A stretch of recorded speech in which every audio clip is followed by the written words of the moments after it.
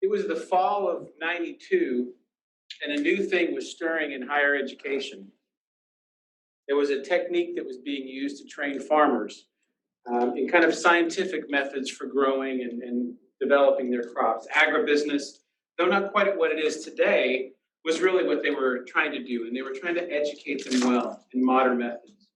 Instead of having farmers come to the college campus to learn, they began to use a new method. The college offering the course was Penn State University. And as you may have surmised, we're not talking about 1992, we're talking about 1892. Back then, that was a very innovative method to use a form of education called correspondence studies. There was also another service that was a new service that was being tried out by the U.S., and that was the Rural Free Delivery Program for the mail. It was being tested by the U.S. Department or the U.S. Postal Service. That was the official start of distance education and one of a very early innovation in higher education. Now we're going to cover these particular items today, and I'll walk through some of these as we go along. But when we think of innovation, many of us think really high tech, and we think Tony Stark-esque type of technology. That's why I have had Tony here. I've always wanted to have his little screen thing that pops up and he manipulates with his hands, being the kinesthetic that I am. But we get into the trap of thinking, because it's so technology-based, we don't have the funds to be innovative. And we don't think that we can innovate because we've made our practices, our processes, and our methods really kind of part of our faith convictions. It's like we think Jesus taught in a semester-based format, wearing tweed jackets with patches on the arm, and he taught with objective tests and really the normal things you think of a traditional thing. And he lectured Monday, Wednesday, and Friday right before chapel.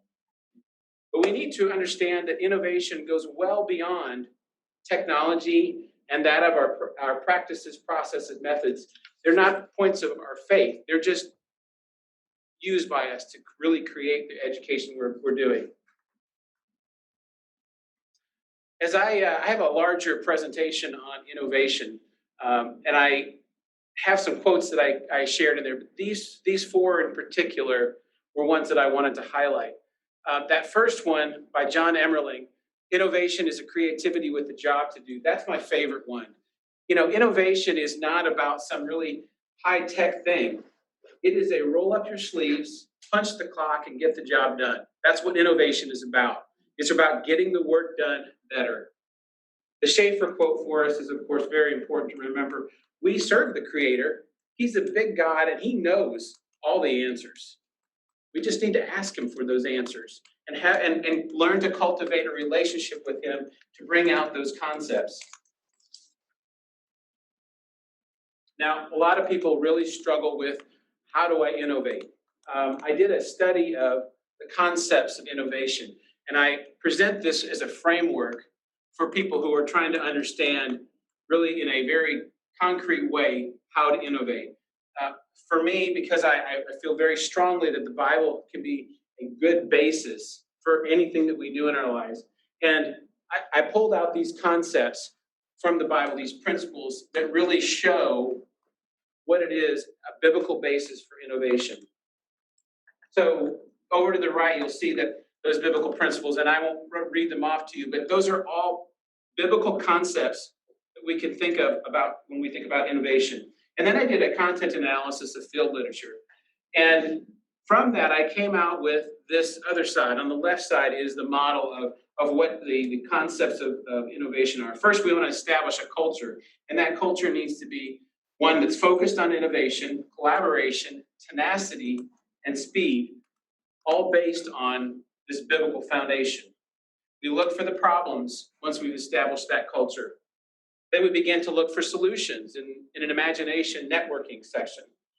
And then we move on to obtain and manage the resources that we need to implement and do the innovation. And then we diffuse that information so that it gets out there. We want everyone to know about this innovation, especially in the body of Christ. We're not a competition between this institution and that. We're here to help the kingdom cause. And one of the things that I really want you to understand is that we don't have to set aside who we are as Bible institutions to be innovative. We can continue to grow and develop from who we are and put into place the things that we need to do to move on and develop our audience, develop our student base. Of all the years to be looking at models and modalities, 2020 is a pretty exceptional one. I think we would all agree with that. More people were forced into what has too often been called online education or distance education due to COVID-19. And many did not like what they got. This is from both sides of the house, students and faculty and administration. What happened in the last two terms is not normalized quality online education. Instead, it was what we talked about yesterday, emergency remote teaching and learning. However, while the model on the screen that we've got here has some well-planned details, some of the models that we use for online learners this term and last, really moving from our traditional programs online, weren't so well thought out, not because we didn't want them to be, but because we just didn't have the time. We didn't have the capability to develop it on the time schedule that we had. But let's really talk about what did go well. And I'm opening this up. What were some of the things that came out of your jump into online that worked well?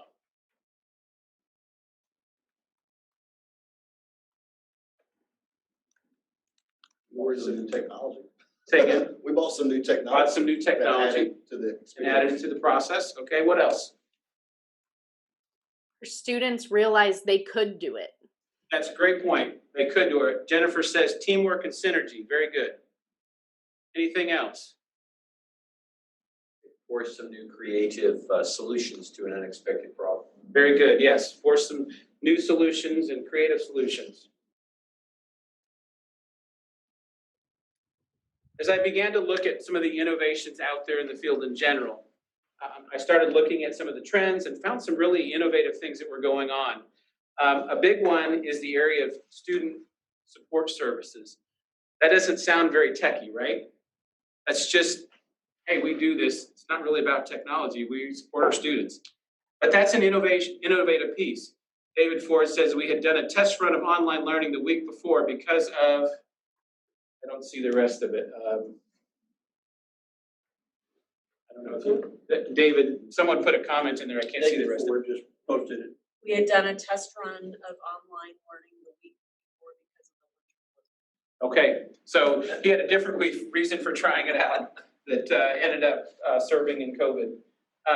But whether you're doing traditional programming or online learning, student services are really a key way that schools are innovating to care for students. And are there some students that your school has tried to reach using new and innovative student services methods? Maybe some of these on here. One doing something innovative in the area of student support.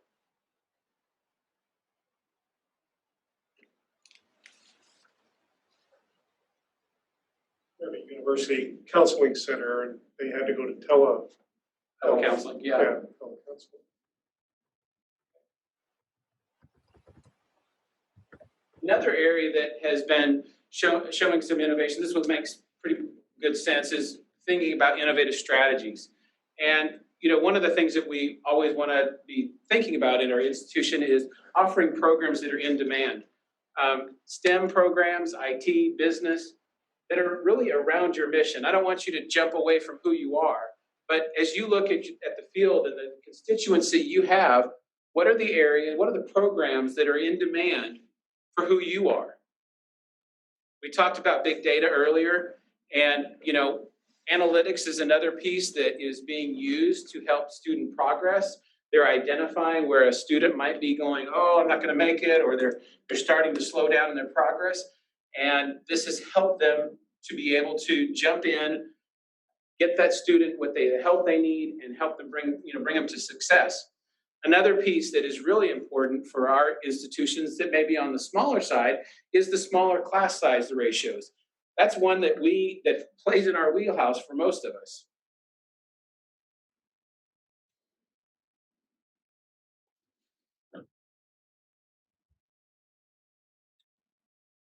Another area of innovations has been the formats, models, and modalities that we're looking at.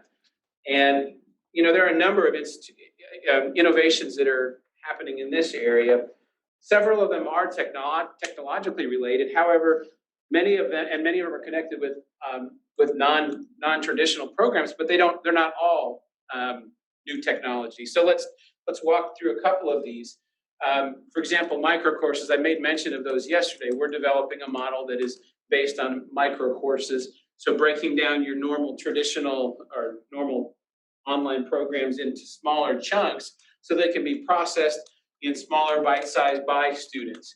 And then having them add up to a degree, making them so that they're more on demand for your students. Those pieces are one way that's out there to help get that information out. And you could do that on the traditional side or on your adult and online side.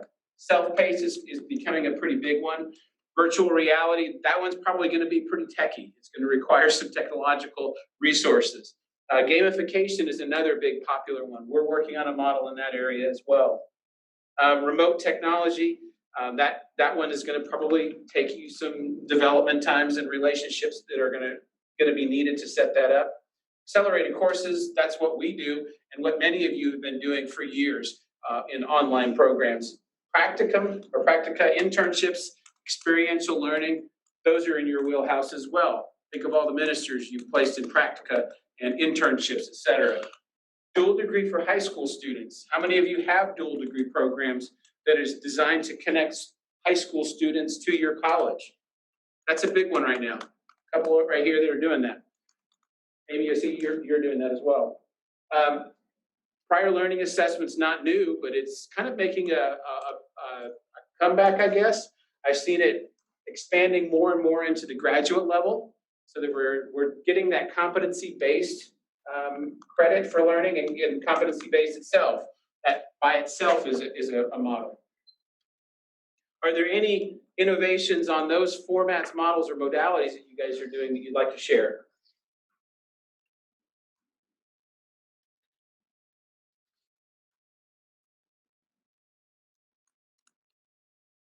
With this next one, I'm going to embarrass someone in the room here, but there's some institutions that I've been watching that are doing some innovative things. Arizona State and Purdue, they've developed a model that is basically online learning working for them. They found a model that works.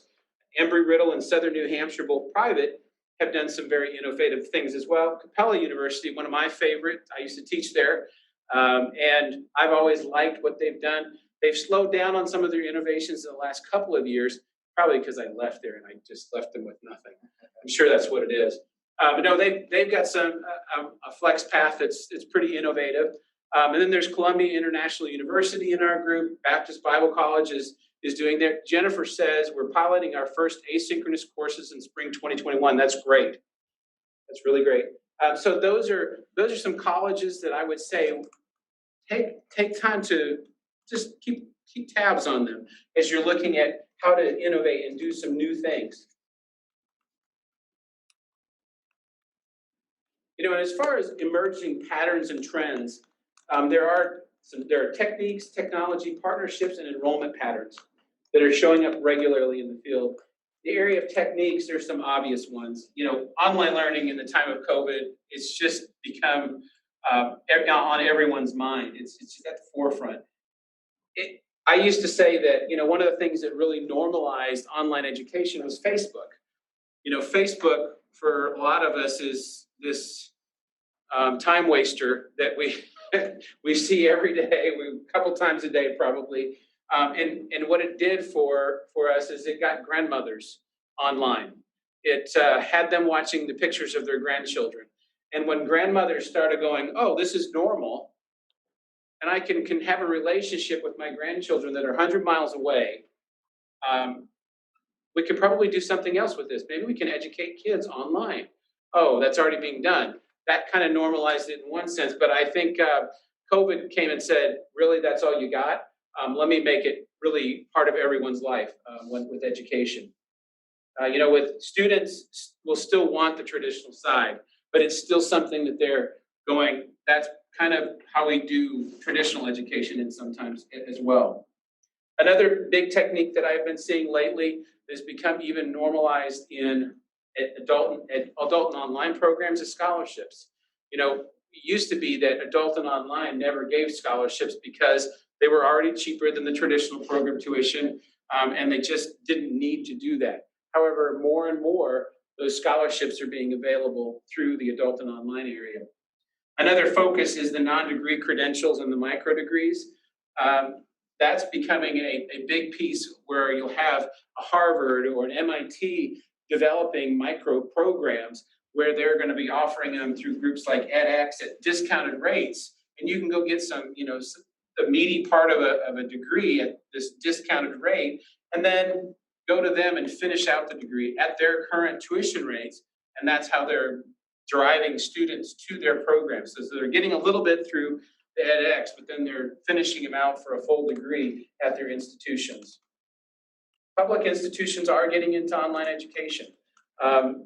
I talked about Purdue and Arizona State. They have a model that works for them. However, they're not quite dominating the field yet. So there's room for all of us to still be in online education, especially with the mission and the vision that we have for Christian higher education. Many groups are starting to check out open education resources. I would love for us as Christian higher education to develop our own set of open and educational resources, content for textbooks, content that we don't have to keep buying from a publisher that raises the prices, that develops a new thing just right after they finish putting a book out there, and they suddenly have a new edition that you have to jump to. I've been doing curriculum design and development for a lot of years. And I remember early on in my career, we had just finished up the course design. Like it had taken us months to get this course finished. And we get a call from the bookstore saying, I'm really sorry to say this. I know you've been working on this course design, but guess what? I just got noticed. They put out a new edition of the book. And that type of stuff is why I would love to see that open education resources. The largest church in America, Life Church, they have what they call the Open Network. And everything that they offer through the church, their sermons, their media materials, their kids materials, all of it is available freely to anyone who signs up. And they even have their online church platform to do online church available free with support to help churches do online church. They are the group, if you're familiar with the Bible app, probably you have it on your phone, they developed that for free. That mentality about helping out the kingdom with these free resources is part of what I would love to see developed in Christian higher ed. And of course, this is going to sound self-serving. We've talked about this a little bit. I do curriculum design in my company, but one of the aspects that is really out there in the field right now is using instructional designers. If you don't have that capability internally, finding it outside your organization. If you have the bandwidth to bring that team in, great. If you don't, bringing it in from outside, that will be one of the things that you can do. And of course, technology is certainly something that we think of with innovation. And here are some of the things that we're finding. You can see there's a lot of different pieces in there that sound pretty different if you're not familiar with them. Augmented reality, AI affecting how we assess. We kind of talked about that earlier today. The technology-powered tools that we are going to use in gamification and serious games gain momentum. So there's a lot of things out there that are available technologically. When I was first involved in distance education, it was correspondence-based. Then it moved up to this dial-up based online education that was done through Outlook Express. And now with bandwidth as large as it is, we don't have to worry about the issues that we did in the early days of dial-up internet. Back then, if I put a graphic in my courses, it sometimes took a half hour to download for some students that had real low bandwidth. Now we can have graphics all over the place. We can have video, all those sorts of things. And all these new technology trends are being facilitated by the bandwidth that we now have. At InterLearn, we've just created our version 2 that it really enhances mobile learning. So I don't have my phone sitting here, but being able to learn from your phone is now very easy for students with the bandwidth that we have and the technology we have in our hands with our phones. So those are some of the technology pieces. Another part that we're seeing as an emerging trend is partnerships. You know, we don't think about having that partnerships might be an innovation, but if we recognize that God has called us to do something specific and that we are supposed to be about that, God's called you to that piece. He may not call you to doing this thing over here. And that's where a partnership really comes in. If it's something that's outside your bandwidth, outside your set of purposes, don't try to do it yourself. Unless you feel like God's moving you into that area, stay with who you are and form a partnership to get this other piece done. So some years ago, I proposed a degree program that we have as multiple institutions developing it. So instead of having one institution do all the development, all the design, we would have this institution do this part, and this one do another part, and they would share in this resource. And it was a degree, an MA and PhD with a Bible college administration. If we had that where we were seeing the aspects of, hey, this college does things this way, this one does it a little bit different, this has its benefits, but each one got a piece of it, that would be a way for us to innovate and have a partnership. Another partnership that I would say is having connections with non-accredited institutions. There are a number of institutions out there, and we were talking about this at the break. Certainly there are some that don't have the academic quality that you need to bring into your institution. Help them to develop by helping them design their curriculum. Help them to grow and connect them as a student base for you. They can feed into your programs. And you know, don't forget to partner with businesses. There are businesses in your area that may need to have someone develop a corporate college where you're giving them specific courses that they need. They're paying the tuition to you. You're recognizing, connecting them with the faculty that can teach that. Make sure that you find those types of partnerships that are available out there.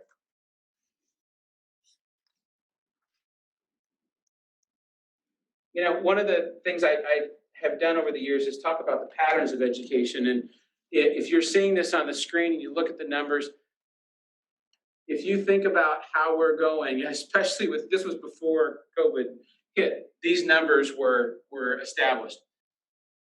If you take your traditional enrollment, multiply it by 1.5, that's about your adult population, or what it could be if you reached out to that group.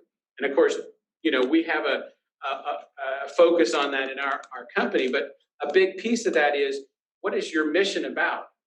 Can it be enhanced by developing relationships, developing programs, developing your ideas, your vision and mission to reach this adult and online population? That piece of it is a big pattern for you to consider as you're developing your strategic plans.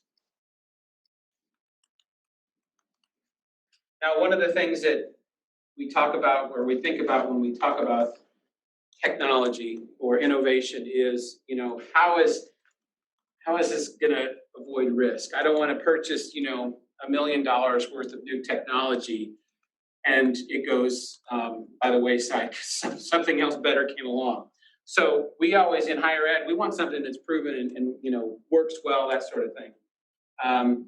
With the rapid changes in technology, it would be easy to pay that high price and suddenly lose your investment. I mean, does anyone remember TI computers or OS2 as an operating system? I mean, those were big at one time. OS2 wasn't so great, but people thought it was going to be great. However, to be innovative doesn't mean you have to be on the razor's edge of a movement.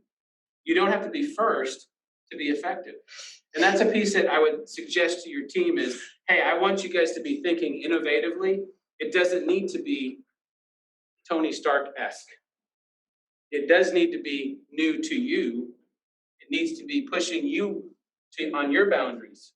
So as you're working with your teams to work on how do we move beyond who we are, challenge them to be innovative, challenge them to be thinking outside of the proverbial box, but don't let them go and spend all your budget on something that is very leading edge that may not be proven yet.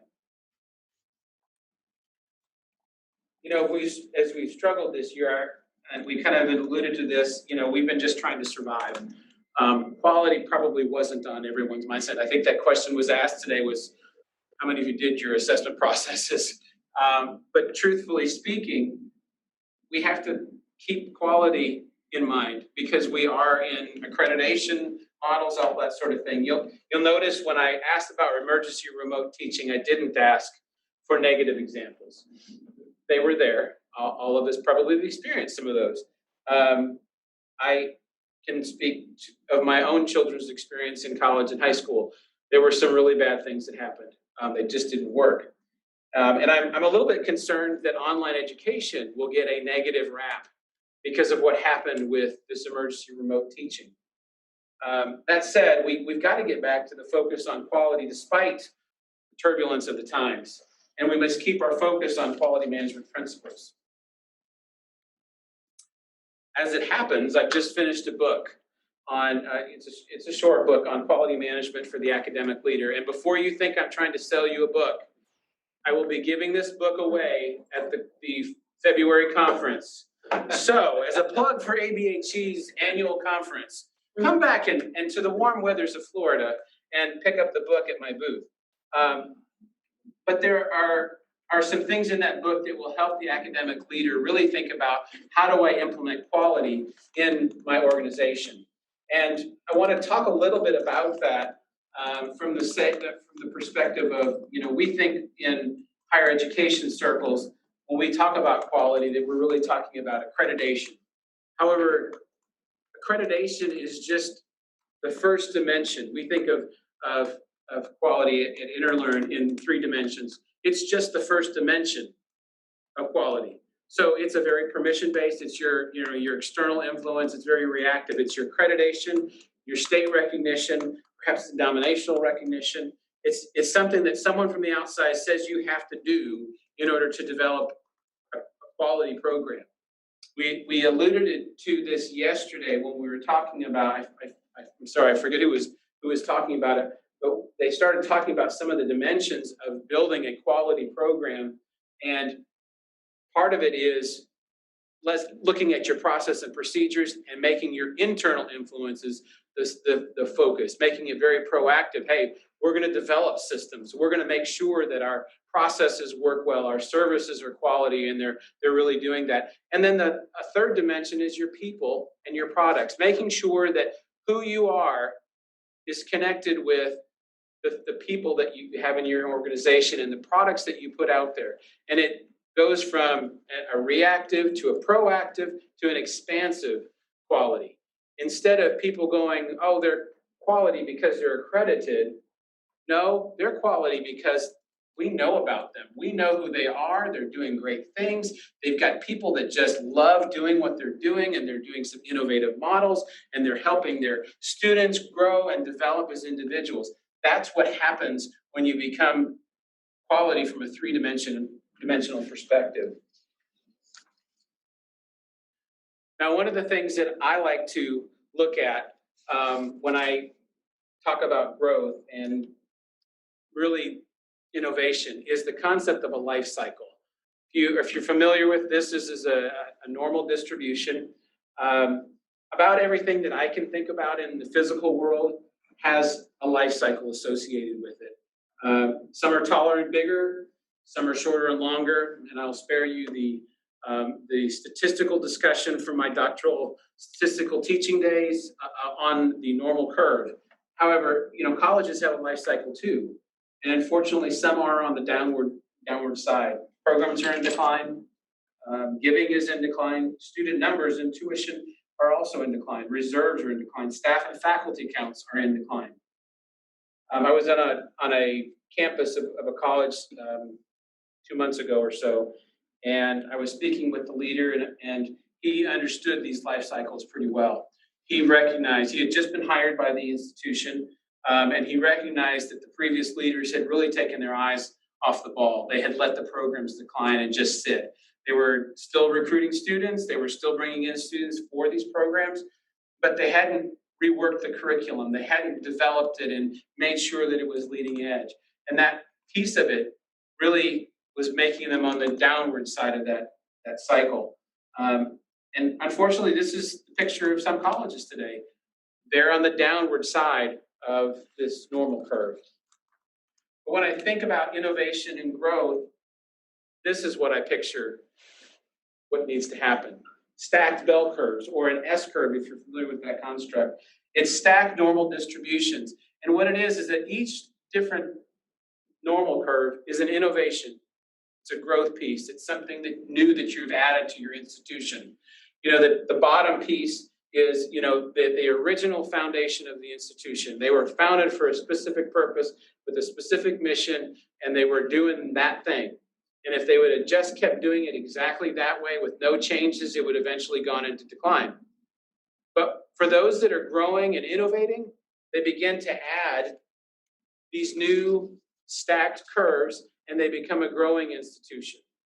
So instead of stopping their growth and discontinuing where they should be going and reaching, they went, okay, that thing that we were starting on, it's still important. We're not getting away from that, but we're going to do some new things. Now, in reality, if we were going to talk about this and we were going to plot every innovation and everything that changed, it wouldn't be this nice little curve. It would be all jumbled, but it would, in general, begin to develop this overarching normal distribution or stacked S curves that would help us see that there's growth. And one of the things that I like to do is to help institutions see where their growth could take them.